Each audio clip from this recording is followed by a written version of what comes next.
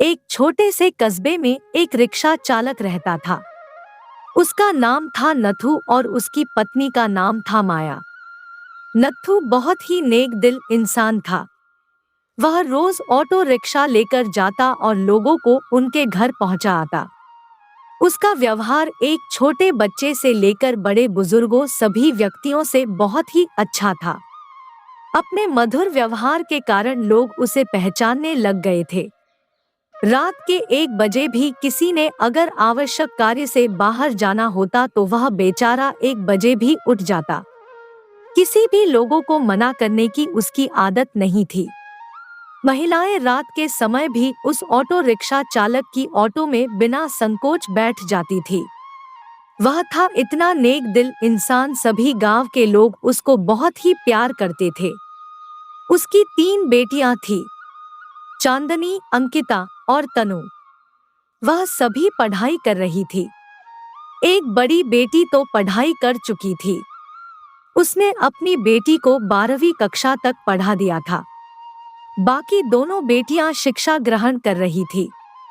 उसने अपनी बड़ी बेटी की शादी तय कर दी थी। भगवान का दिया उसके पास गुजारे लायक काफी था। ऑटो रिक्शा चालक ने अपनी बेटी का विवाह एक अच्छे परिवार में तय कर दिया था। उसके ससुराल वालों ने शादी की तारीख निश्चित कर दी थी।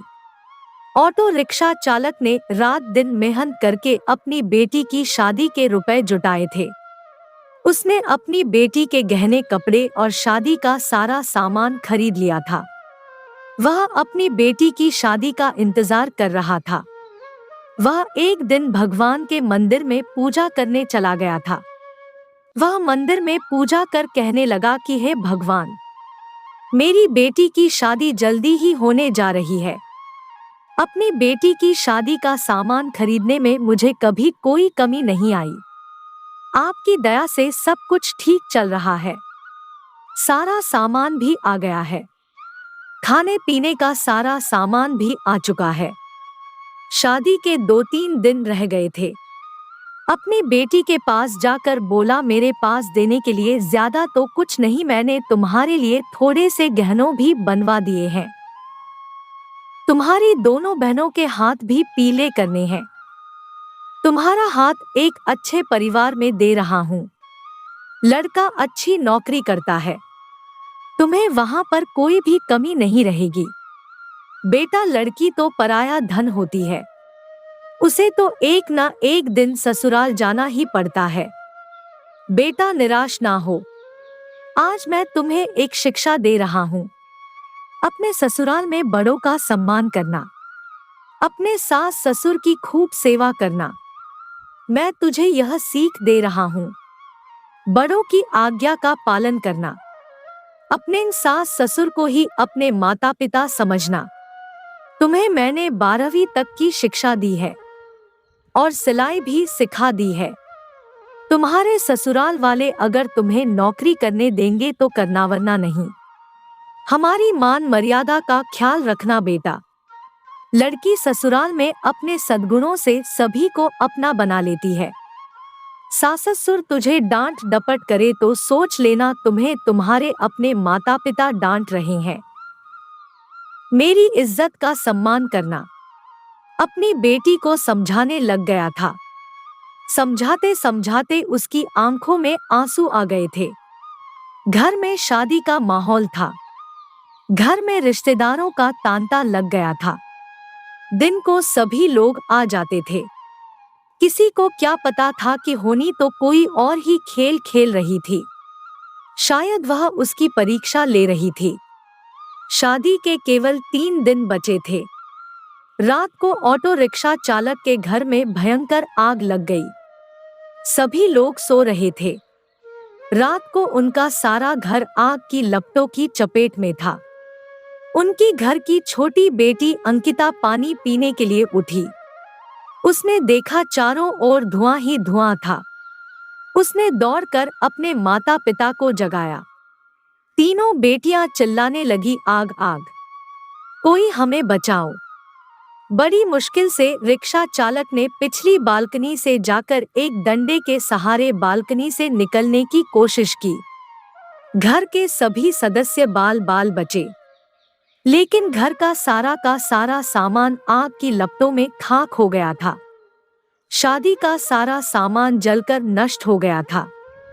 चांदनी भी बेहोश हो गई थी। दोनों बहनें भी चक्कर खाकर गिर पड़ी थी। चांदनी को थोड़ा थोड़ा होश था।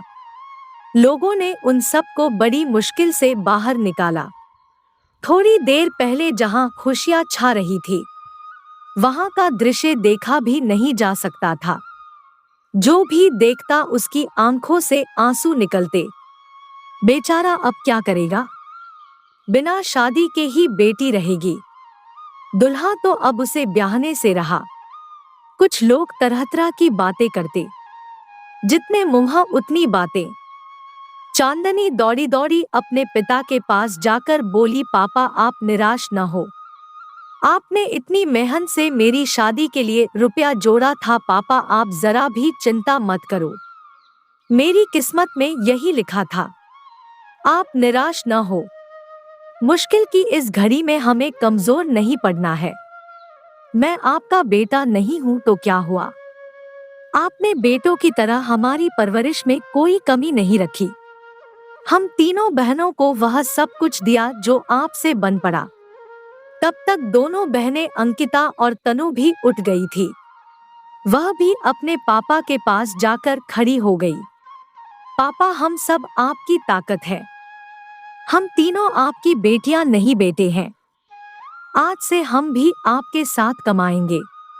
चांदनी बोली, पापा अगर वह लड़का जिसे आपने मुझे शादी के लिए चुना है मुझसे सच्ची मोहब्बत करता होगा तो यह सब देखकर भी शादी के लिए इनकार नहीं करेगा।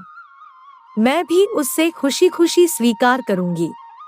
आप जरा भी चिंता मत करो। उन तीनों ने मिलकर अपने पापा को उठाया। मोहल्ले के सारे लोग इकट्ठा हो गए थे। सब आपस में कह रहे थे कि ससुराल वालों को वह क्या कहेगा। जो भी आता शोक व्यक्त करके चला जाता। नथु के घर के पास लोगों का तांता लग गया था।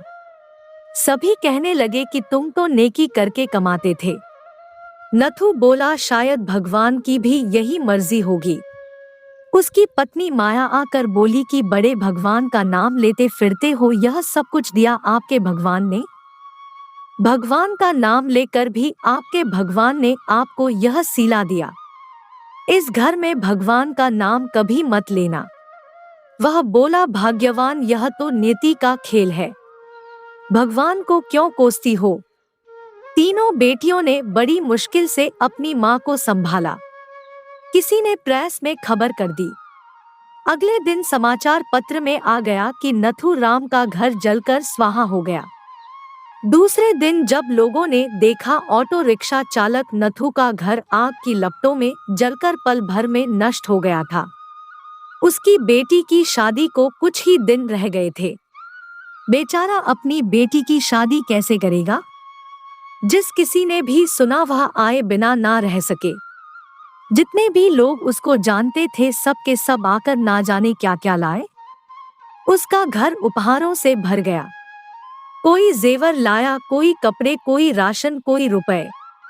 जिन सभी नेताओं ने सुना सभी ने नथुराम की सहायता की। वह था ही इतना नेक इंसान।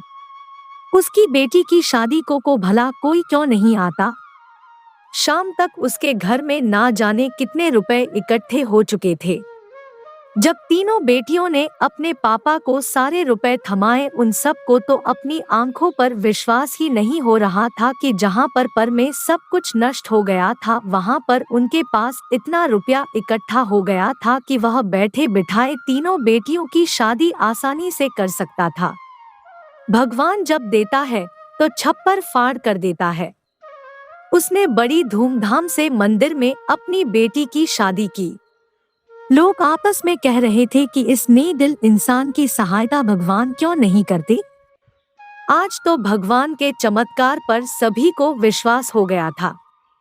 भगवान जो करता है अच्छा ही करता है। नथु राम की पत्नी आकर बोली, मुझे माफ कर देना। गुस्से में भगवान के लिए ना जाने क्या क्या अपशब्द कह गई। तीनों बेटियां मुस्कुराकर अपनी मां को देख रही थी। थोड़ी देर पहले जहां पर रुदन था वहीं पर सभी के चेहरों पर खुशी झलक रही थी। भगवान की माया प्रबल है।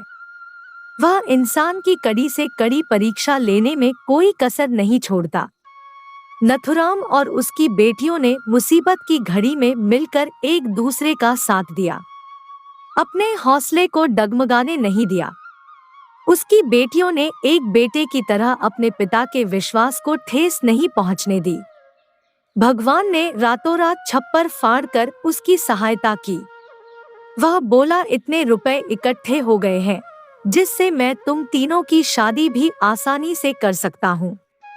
दोस्तों, वीडियो पसंद आया हो तो वीडियो को लाइक और शेयर करें। धन्यवाद।